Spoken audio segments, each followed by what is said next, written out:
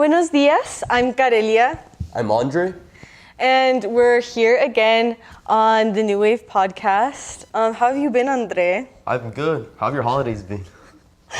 My holidays have been so good, eating tamales, pozole with my family, but I'm not gonna lie, it's been a little bit stressful with college applications. You know how it is, we're both seniors, we're both trying to finish our applications. How's that been for you? Yeah, really stressful. A lot of essays. Yeah. Um, Just trying to get stuff done. And for this episode, we actually have someone who completely understands what this process is like and had to go through it last year. Derek, if you want to come. Here, I'll say hi properly. I can't move too far. Hi, how are you? Pretty good. How about you? See ya. See you both. We'll let you get settled.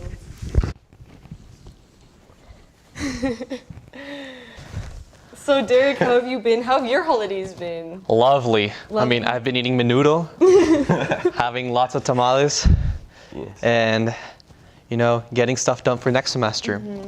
Reading a lot, and, I'm very grateful to be here back home, back in Nogales, and it's lovely to be around you guys. Thank you for the invitation. Yes, of course. We're so excited to have you on.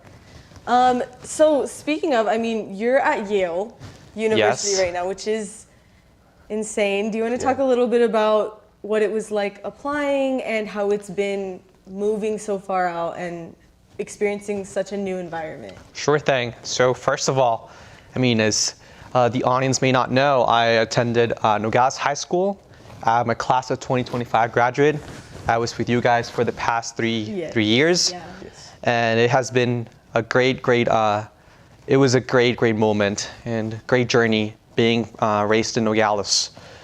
Last year, I applied to several colleges. I applied a total of 12 colleges. And it was a very stressful moment, so I understand what you're going through. Sure thing. Last December was very, very stressful, very draining. Nonetheless, the results were magnificent. They were very good. And I'll tell you this, the process of application. So I have to break it down into 3 parts. The first of all is just research your college. Yes. Many people have different aspirations. Many people have different choices and different backgrounds. So choosing a college or choosing a post-secondary journey, it's something that may seem complicated at first, but the first step is that you need to do your research. Some people may want to go to the military. Other people may want to go straight to the workforce. Community college is also an option, and for me, the route that I decided to take was to go to a college or 4-year institution. And in this instance, deciding where to go also was decided on my background as a scholar. I was very much into a lot of things in high school, so I decided, shoot my shot into applying to those colleges out of state and in state too. My application process was first, after research, you decide to take the step into applying. And what you do is just, write a lot of essays, as you said, and get your scores right, put your application in due time. And once it's submitted, you just need to wait. And lastly, just choose your college of preference, whether it is a college you were accepted to, or any other opportunity you may seem possible. Yeah. So those were the 3 steps. I don't know where you would like me to dig in. Well, speaking of your first step, right? How'd you know Yale was the university you were planning on going to? Okay, first of all, I applied to several colleges at first, and I took the decision very late in the decision process. I applied to 12 universities, 2 in state, the rest out of state, and I was luckily accepted into the 2 in state that I applied to, and the 4 out of the 10 out of state that I applied to. So choosing to apply to Yale was for me a no-brainer. Yeah. I love the school. I was very entranced into all the academic programs, aside from their culture, which is very vibrant. And deciding whether applying or not was really no question. And I just decided to shoot my shot early this year. Okay. So as far as what you did in high school to I mean, you got into Columbia, Dartmouth, Yale, all these very prestigious institutions that are incredibly competitive. Yes. And so I wonder, what were you involved in while still being in high school that gave you the opportunity to be accepted into these institutions? Sure thing. Well, in high school, I was, dabbling with a lot of activities and extracurriculars. Mainly, I think the thing that led me into, deciding to do all these things in high school was, for my aspirations, but also to fulfill my academic journey within the high school. Yeah. I think, being a complete person really rounds up your resume, but also rounds up into you becoming a better person, better student, better community person, and very involved with it. And I mean, in high school, I was the president for National Honor Society. I played soccer for years. I was very involved into volunteering here in the public library as a reader and as a scholar. That was my one of my main activities. I also filmed a documentary here in the border. I was just, dabbling with a lot of activities, but luckily enough, these activities fulfill me as a person and as a student. And outside of that, I think a good point to mention is that I did a lot of things during the summers.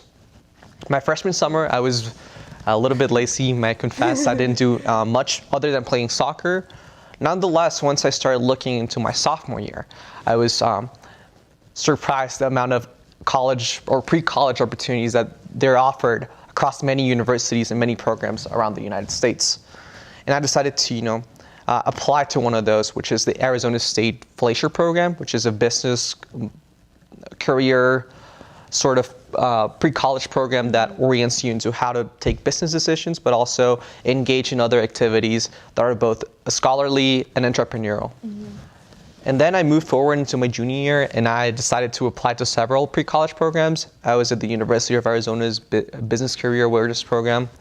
I did that for about a week, fully paid experience in Tucson, learning from the best business consultants, companies in the United States. Ernst & Young was the one that sponsored it, a Big Four company in consulting. And then I applied to this program, which is very special to me. It's called Caminos al Futuro. I think their application is still open. And that's a fully funded opportunity to Washington, D.C. to spend 3 weeks.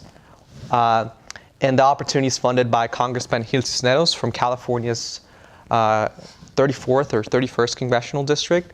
And simply a wonderful experience over there.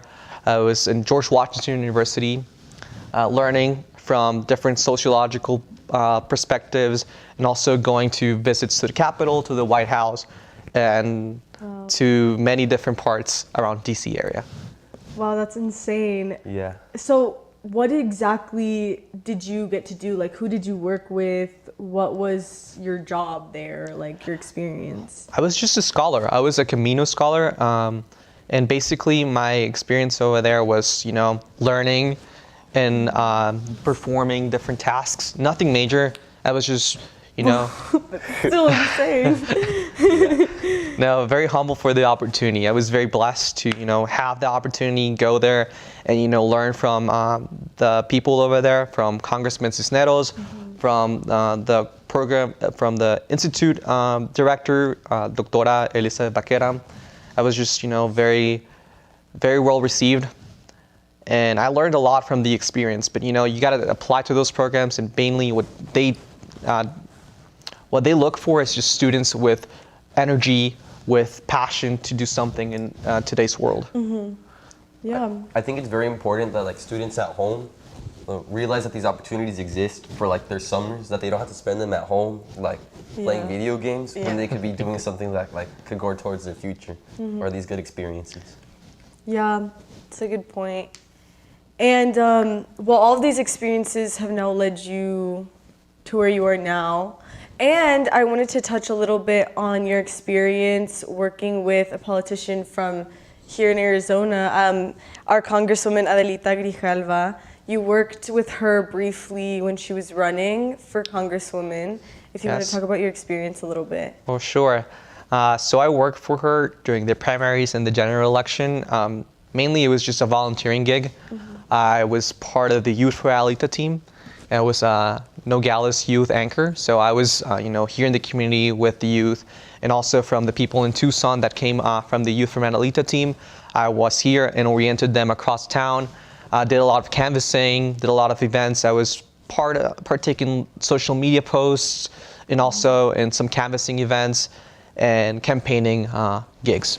Yeah. So that has been that was an experience I had this past summer, which was very fulfilling, and it was awesome to work with her. That's so awesome. And with that, I mean, you're talking a lot about being involved in politics. You're studying political science, correct? I'm studying international relations and economics at Yale. Okay, so close enough. Yes. Same vibe. But you have been involved in like the political scene, and I just wanted to ask you where that comes from. Why are you so involved? Where does your interest come from for politics and like worldly affairs? I mean, it ultimately transcends into what's happening. Here in Nogales, it's the mix of all different scenes across the United States and the world.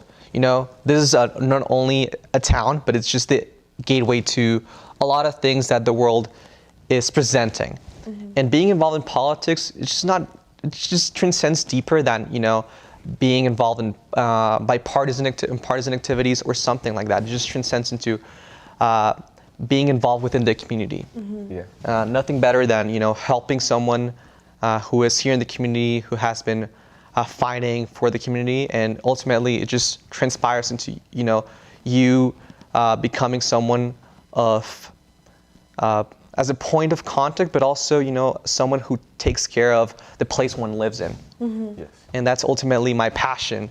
And I mean, I've been very fortunate to work with a lot of different people here in the county and here in the community that have allowed me to just fulfill my innate sense of duty to the community that raised me. Aww.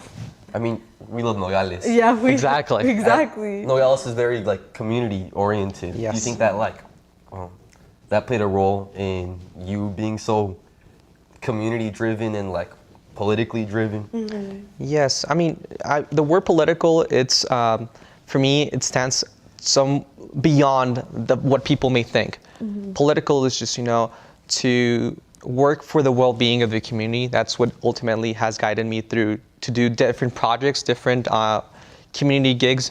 And for me, to work here in the community was mainly a thing. Here in Nogales, I directed a documentary called Nogales, the Gateway to Opportunity, mm-hmm. where I delved into the intimacies of the town and of different areas that surround Nogales. So I was in Arivaca, I was here on the border, and I, discovered and also, created this documentary where people can see the reality of Nogales and also, discover what Nogales entails as a vibrant city and a community where everything mixes. Yeah, which if you guys want to watch his documentary, it's on YouTube, right? Yes. So do you want to repeat the title for everyone? Nogales, the Gateway to Opportunity. That's our title. And it's posted on YouTube under NHS or Nogales High School IB documentaries. So go check it out. I've seen some of it. I do plan on finishing it because I really like the beginning. Yes, thanks. When I was watching it, it was a little bit, I was in a time crunch, but it was really good, what I saw of it. And with that, I mean, you have such a love for Nogales. Clearly, it's very obvious and very evident, and I love that for you. Thanks. So how has that been? Kind of leaving and living in the middle of Connecticut at Yale, and how have you had to assimilate into a new environment? What do you miss? What do you like about leaving and just that? First of all, assimilating into the culture was very different. Coming from a small town in Arizona was something that, really differentiates you over there. Mm-hmm. Yeah. Many people come from different backgrounds, similar to mine, but also very different to mine. Mm-hmm. And I think, you have to hold with pride where you come from. And over there, it's what distinguishes you ultimately. You know, everyone has different experiences. Everyone has different perspectives on things, and you know, you gotta hold your values still, and project them over there in the community at Yale University in New Haven. And for me, what I miss, of course, the food.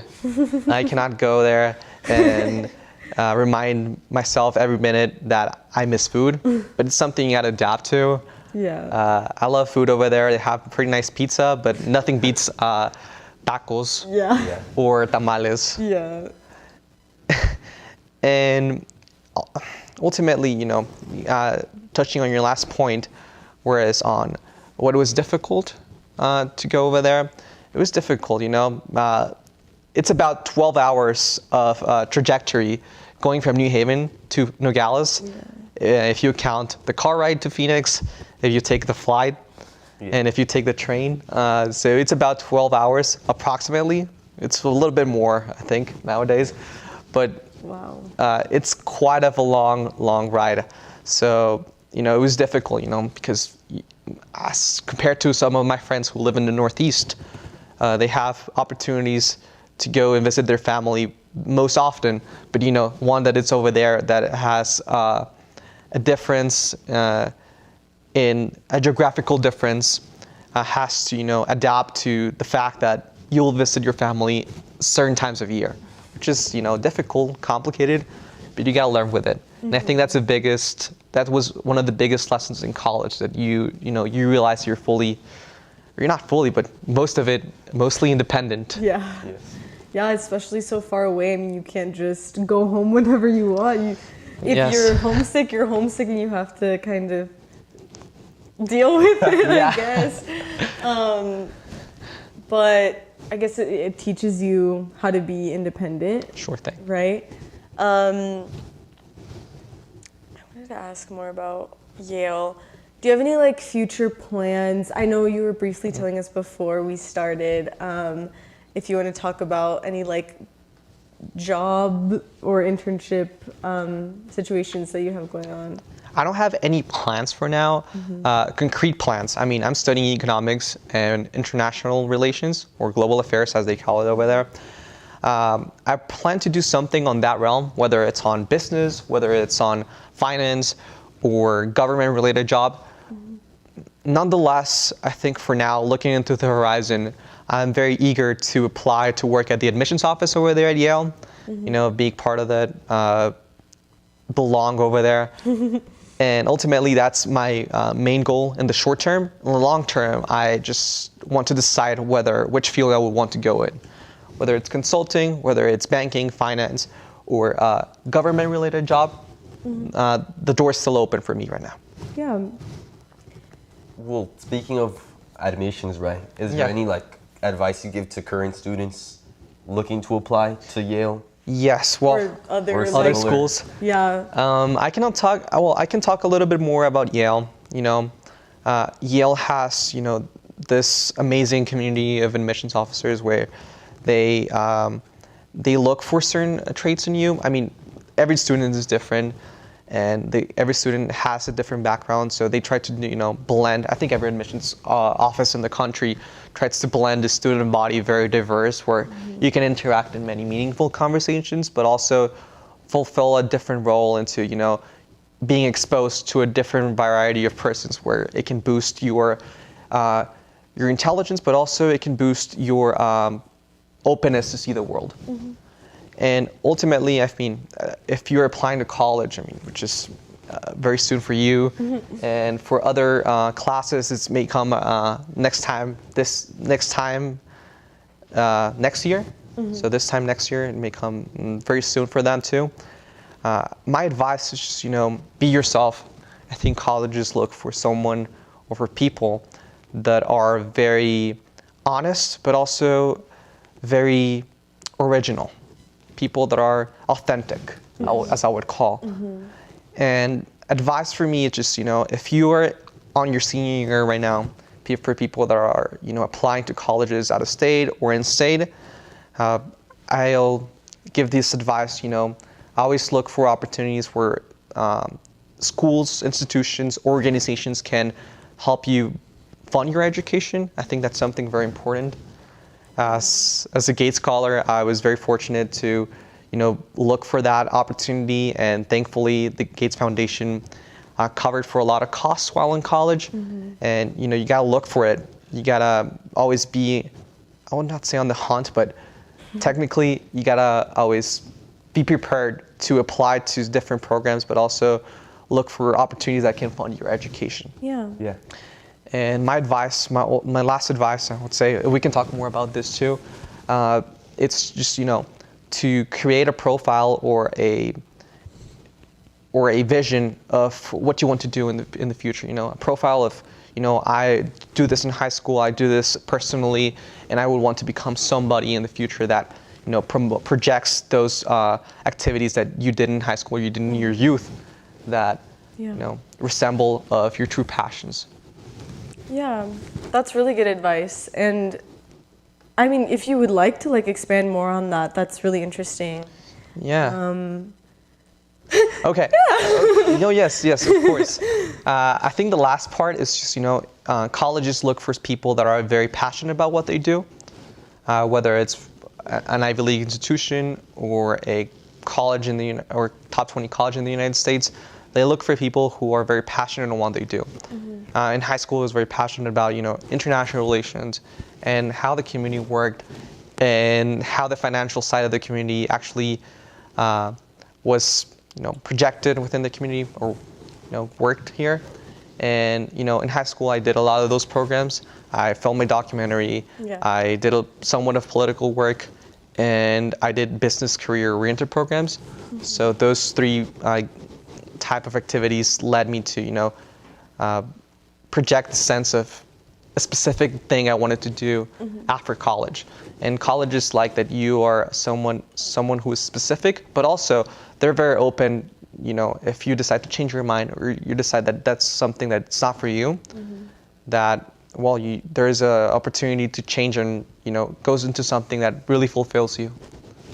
So essentially, what you're saying is it's really important to not only to show universities that you care about something, but to help yourself understand what you care about while in college and be involved and try to kind of figure out what you want to do in the long term. Yes. They love people that are passionate on what they do, and if you're passionate, you're very likely to dedicate your life on that thing. And your time and yeah.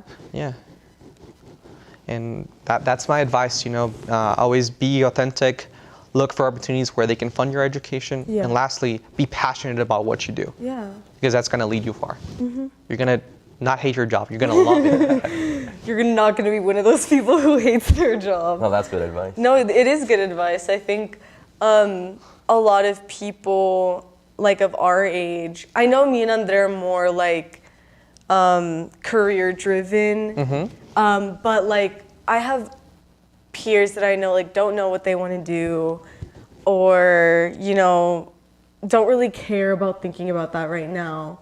And it is important, I think, for our age group, to think about what do I want to do with the rest of my life? Because this is what I'm going to dedicate my time to, and what do I love? What am I passionate about? Yes. And I think that's why I wanted to bring you on so badly, because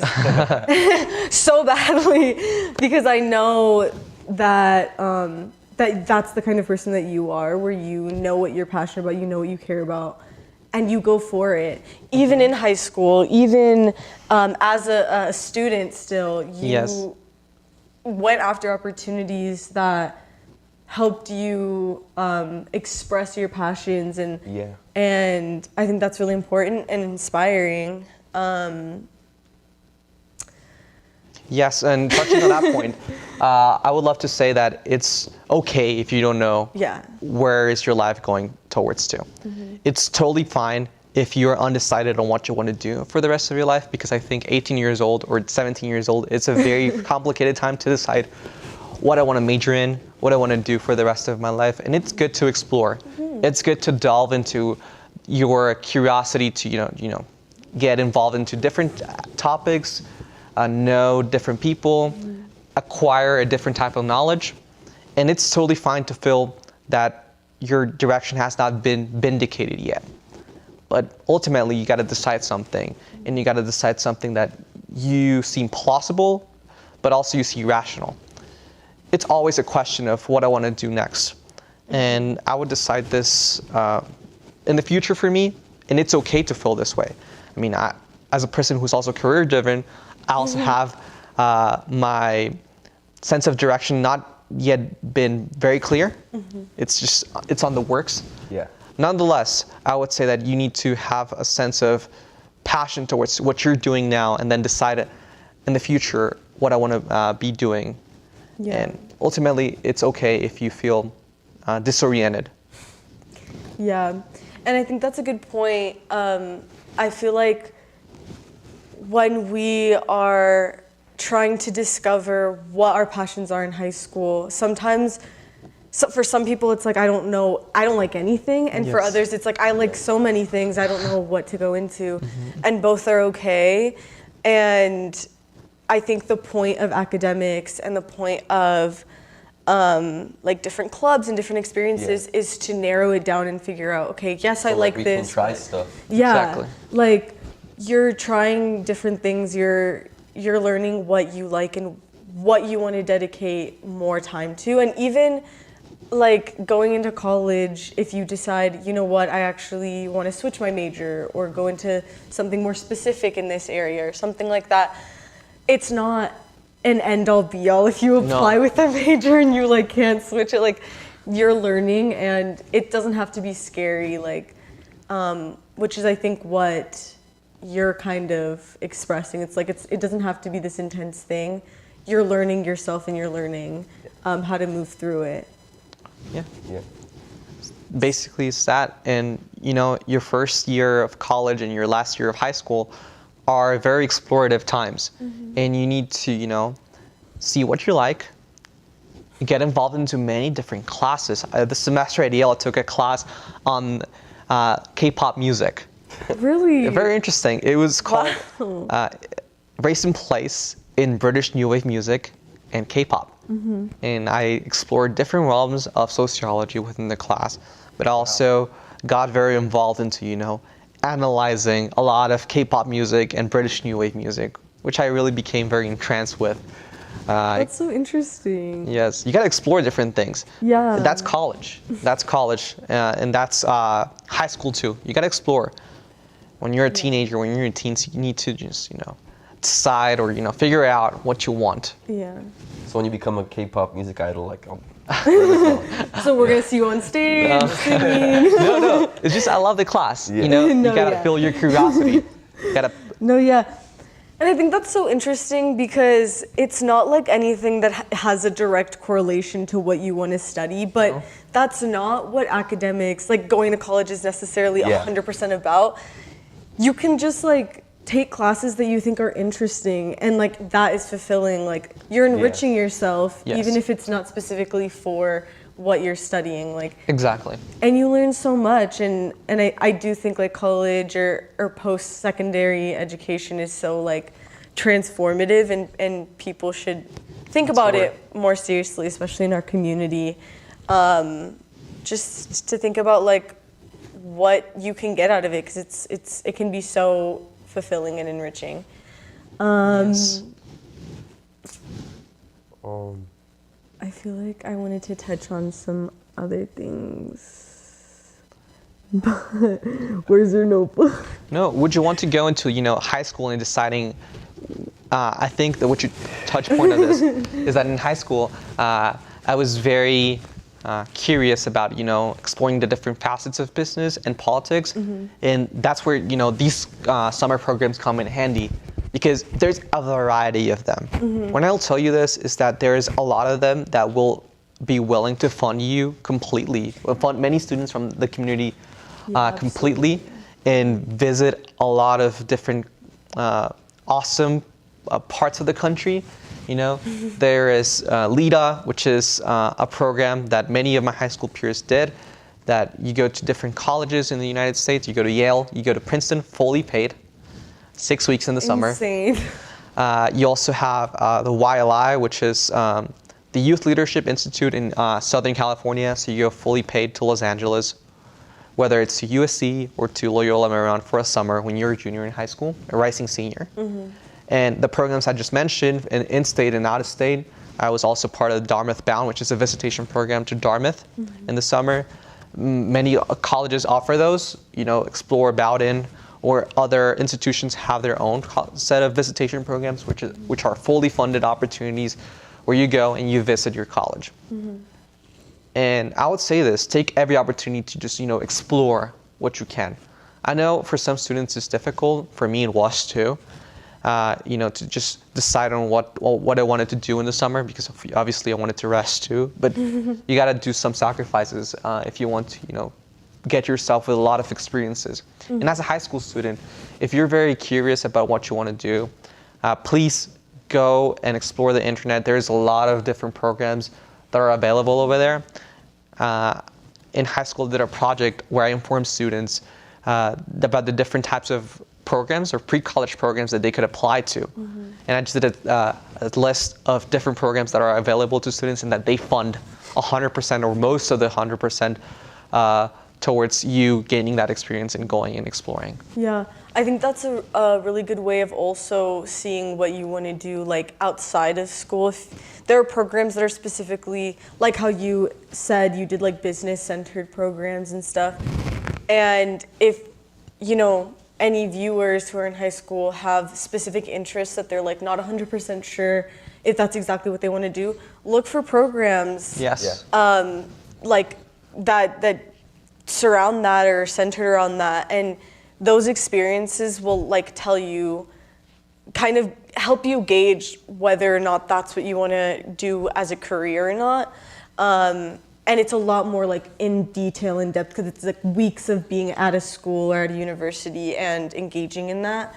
So that's a really good opportunity, and like it's like these things that people, I feel like, overlook, and we don't talk about. Like I had never been told about summer programs from like at school and stuff, because obviously our teachers and counselors and things have other things to do, and sometimes it's our responsibility to like look for opportunities for ourselves. But no, and teachers at the high school are wonderful. The academic staff, the counselors are very, very good, but sometimes the demand surpasses their capabilities, and it's hard for them, to manage all of every single student's needs, and therefore someone has to look for them. I've been trying, to establish something here. It's on the works. When I come for the summer or when I come for any break, I would love to have some office hours for students that are interested and curious about applying to summer experiences or any college-related question in general. I've been, talking with the Gear Up program here in Santa Cruz County, establishing a clear support line for students that are very interested and very curious and very talented, ultimately, to apply to these institutions and these summer programs that, I want to do that as something that will fulfill me as a person, giving back to the community. Something that I learned is, you gotta always hold your community values still and hold them with pride. And ultimately, that's something I'll have on the works. If you're watching this or if you're seeing this at home, I'll be more than willing to just, help in whatever my possibilities are and orient your high school student into, achieving something great, because this community, it's made of great people. Yeah, absolutely. I completely agree. I think there are so many of our peers who are so smart and so passionate, and they just don't know where to start or where to go.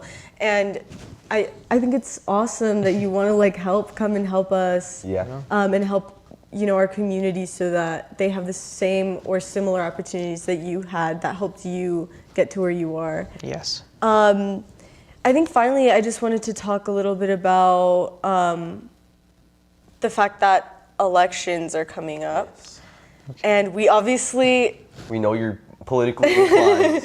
Yes. And we also know how important it is to be politically active in our community and fulfill our civic duties, and just give you a space to talk about why you think that's so important and why our viewers that are our age should engage. Sure thing. I think civic engagement is something that is very important here in the community. Civic engagement entails, aside from voting, which is absolutely very crucial, I think that other parts of civic engagement also need to be fulfilled, such as community service.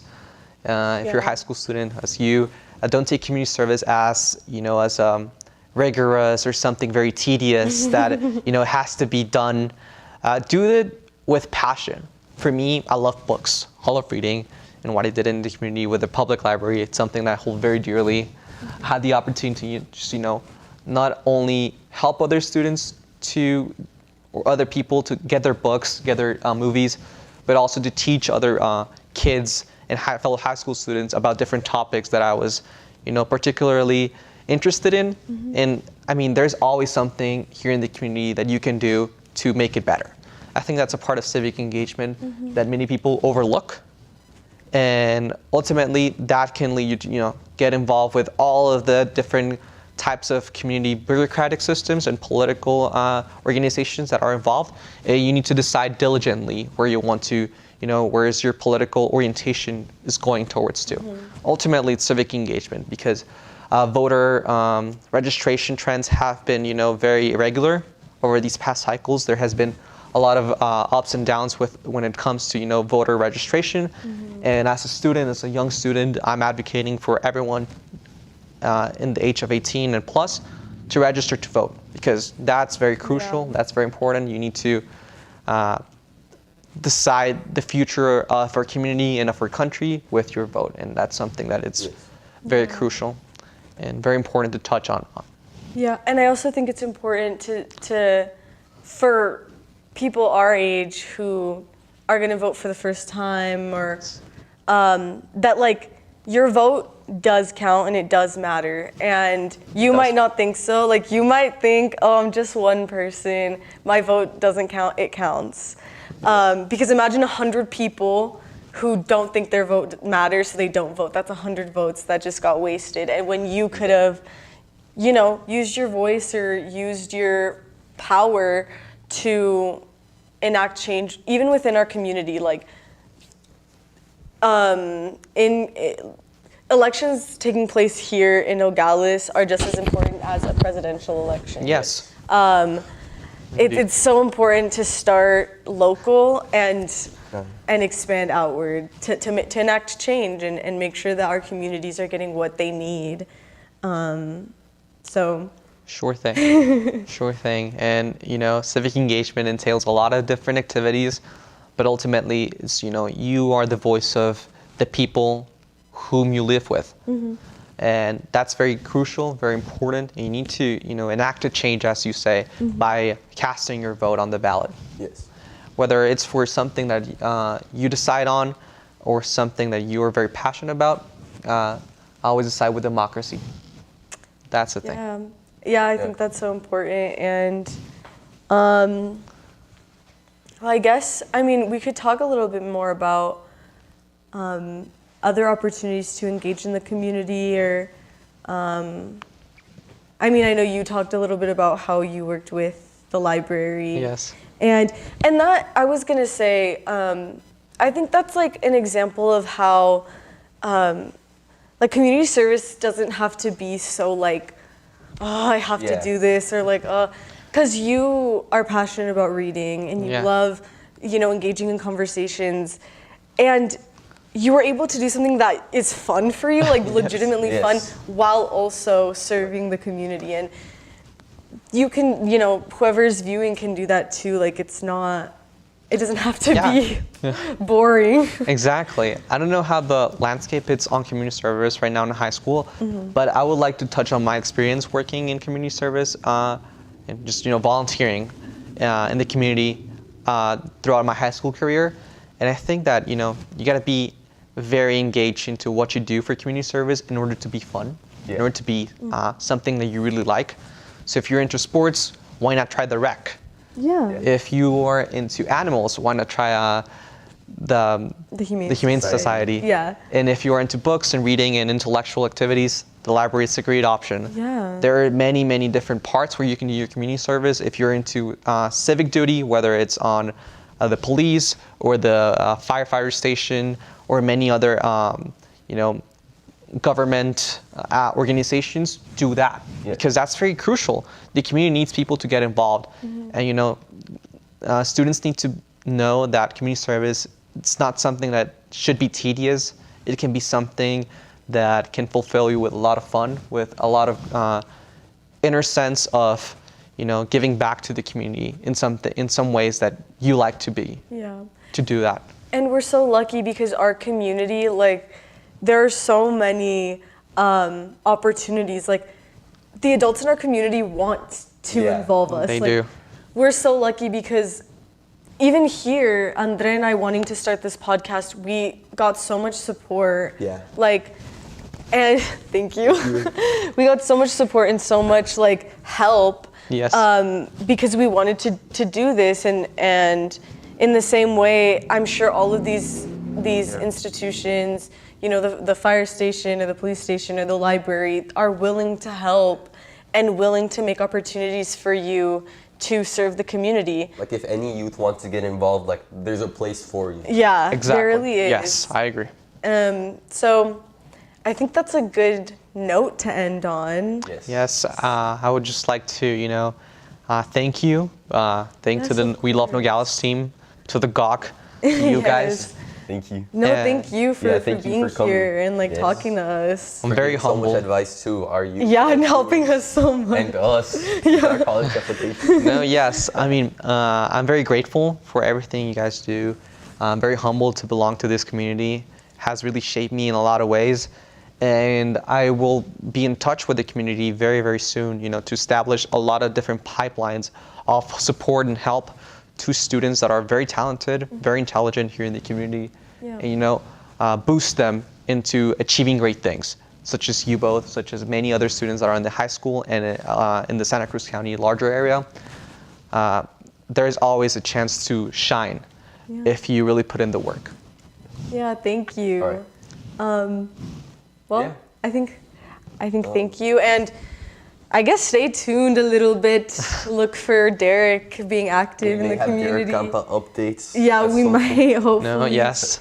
If you're ever back or you ever have something that you want us to talk about, Let's do let another us session know. later. Maybe we'll have part another two? a part two of Derek. Yes. Hopefully. But for now, that is all. Thanks for Thank you. Thank you, and have a happy holidays. Yeah, happy holidays. holidays.